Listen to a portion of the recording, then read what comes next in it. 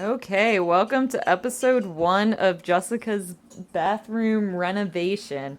This is not a how to do any of these things. This is more along the lines of if you do not own a bathroom that you need to replace and want to live vicariously through my mistakes, please enjoy this series. So, we have a bathroom door.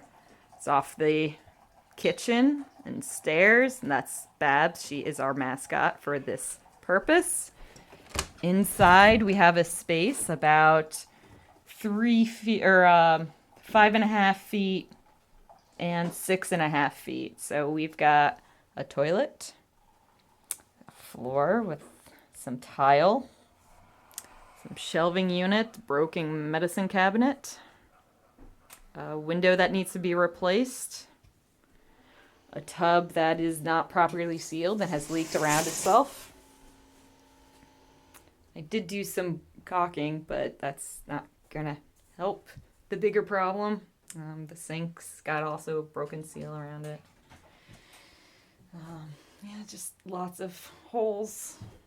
And we will go downstairs and give you the view from the bottom up.